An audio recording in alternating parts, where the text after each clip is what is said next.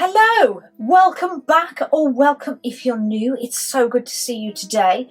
My name is Vix, if you didn't know already, and this is my channel, Goddess of Gore, where I like to talk about horror, thriller, fantasy and sci-fi books. Today I want to do a quick little tag video all about my life reading from an e-reader. Yes, it's the e-reader book tag. Let's get on with it.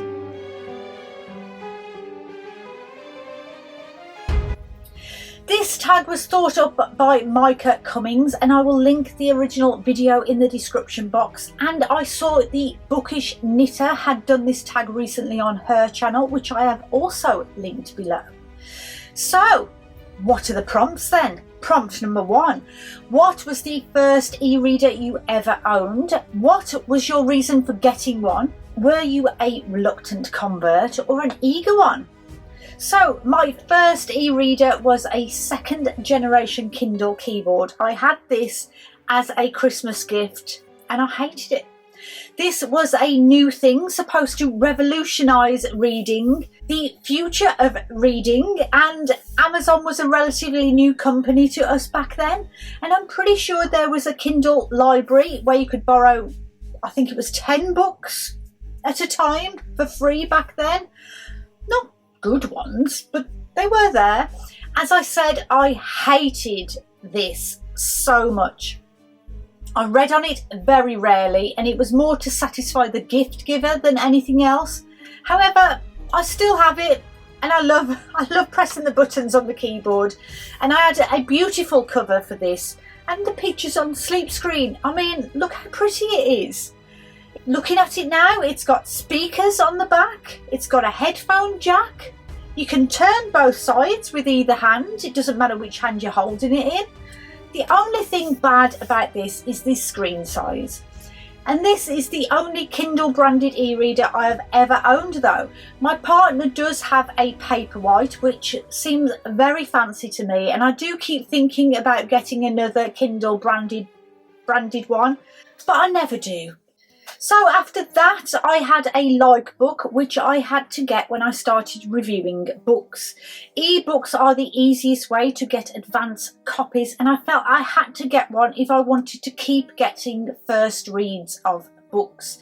I couldn't read on my phone because I have a problem reading black on white or white on black. There's blurring and flickering that happens to the letters if I look at them, and they jump up and down if I just try and stare at them for too long. So the obvious choice was to buy another e-reader, and I didn't want to be confined to a Kindle. So I got something that was Android based, and I could have any choice of book company I wanted to buy from. And that was what converted me to e-readers. I loved it. If I wasn't such a weak hoarder, I would probably get rid of most of my books and have them all on my e-reader. Question number 2, what e-readers do you use now, or what e-readers do you own? So now I have a eBook 10 Pro, I think it's called. And the only reason I got this was because my little light book smashed, and I had this to take notes, but guess what?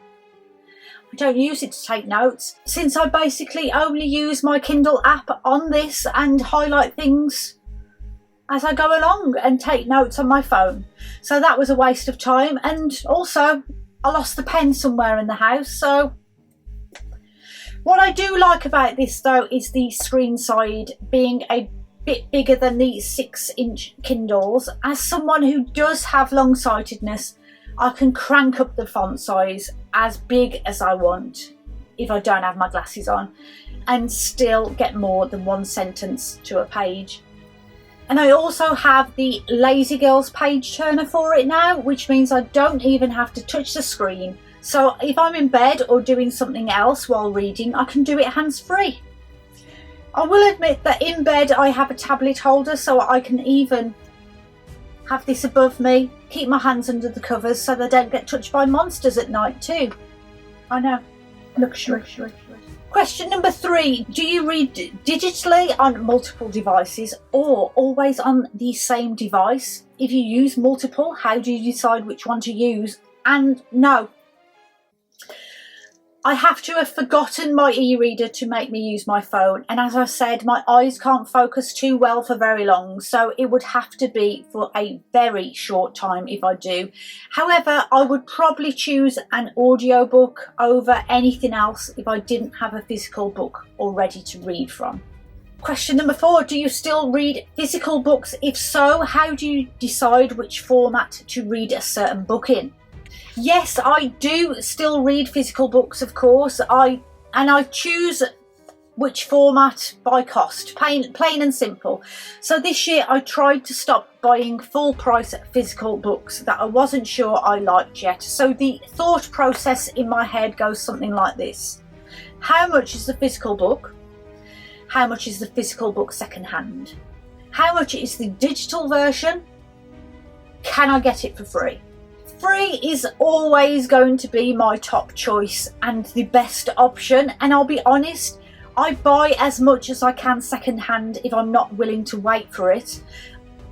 I know that doesn't benefit small businesses, but come on. I make just over minimum wage working for the NHS. I don't have a massive budget pot for books. Question number 5, what is something you dislike about reading ebooks? Pictures in books. As I said about a book I read recently, Hidden Pictures, it relied so much on the impact of creepy little drawings, and not being able to see them properly was a huge drawback from the feel of the story. Reading any book that has a mixed media element in it, such as instant messaging. I had a book before Hidden Pictures that had that in, and you had to pull at the picture to make it readable.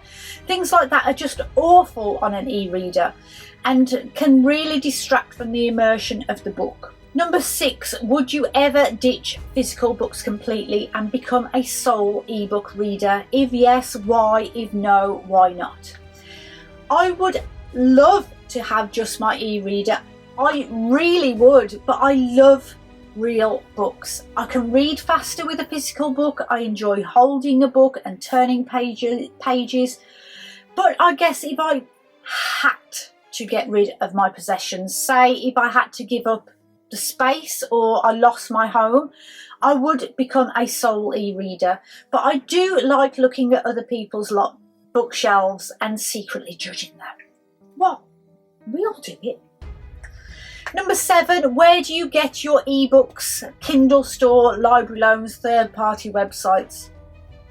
And I get books from wherever I can. As I said, I will always try and get the book for free before paying every time. And having an Android e-reader means I can download any app on it and be able to read on the Me Book.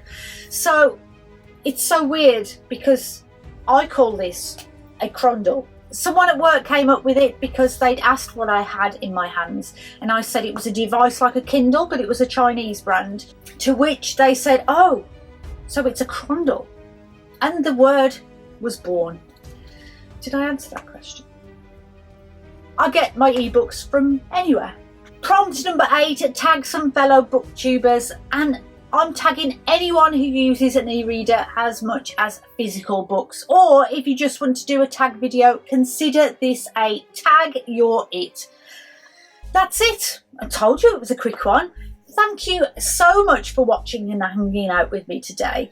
I hope you enjoyed it, but don't forget to like it if you did like it, and subscribe if you want to hang around for a little while longer. Do you have an e-reader that you use all the time, or have you tried it and didn't like it, like I was first time round? Don't forget to mention me if you do choose to do this tag as well, so I can see it. Make some good book choices this week, my friends, and I hope to see you all again soon. Until next time, bye bye.